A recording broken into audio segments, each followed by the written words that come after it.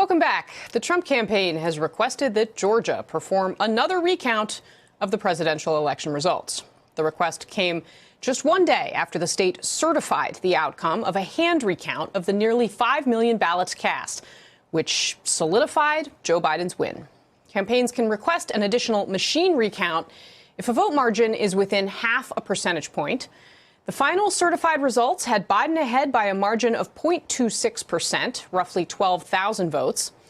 Unlike in other states, the hefty recount bill is footed by the Georgia taxpayers. Joining us now, political reporter for the Atlanta Journal-Constitution, Greg Bluestein. Greg, good morning. It's great to see you. As I know has been said about you on Morning Joe, there's no one that I would rather talk to about what's happening down in Georgia, which is going to be really the center of our political universe this year, but probably also many years into the future. So thank you for getting up early with us. This recount request, what Trump's campaign is doing here, it's taking place against the backdrop also of two Senate races that are going to decide who controls the chamber. My question for you is, what do Republicans who are focused on those races, Mitch McConnell, others who know that's the future, how does that play into what Donald Trump is continuing to do, trying to continue to call the presidential race results into question over and over again and demanding that taxpayers pay up for it? Yeah, well, they're worried this is a distraction.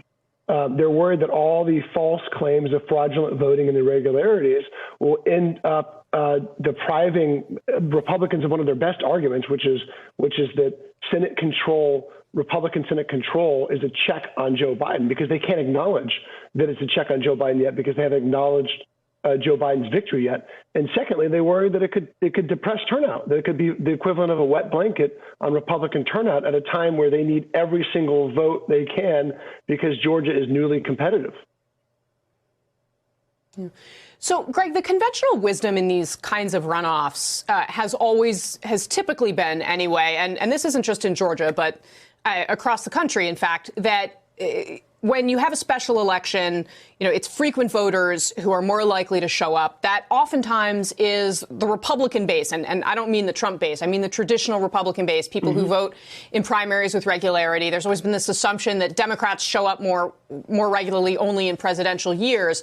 So that would seem to advantage the GOP in these two contests. But it all seems very uncertain and up in the air. And I'm wondering what your assumptions are going into these runoffs about how they're going to play out. Do you think Perdue and Loeffler go in with an advantage over Warnock and Ossoff, or do you think that we should be making a different set of assumptions in these races?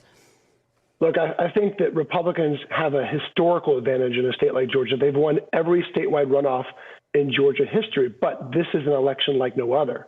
So I think all assumptions have to be thrown out because, A, Democrats just showed they have a path to statewide victory in Georgia.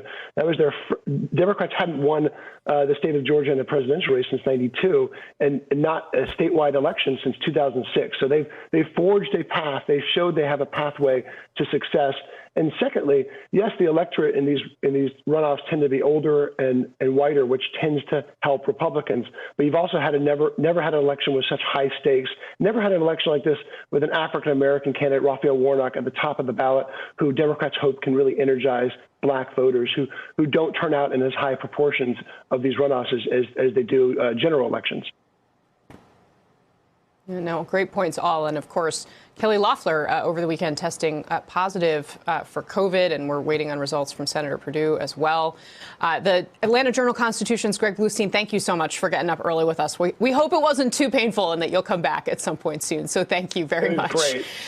Hey there, I'm Chris Hayes from MSNBC. Thanks for watching MSNBC on YouTube. If you want to keep up to date with the videos we're putting out, you can click subscribe just below me or click over on this list to see lots of other great videos.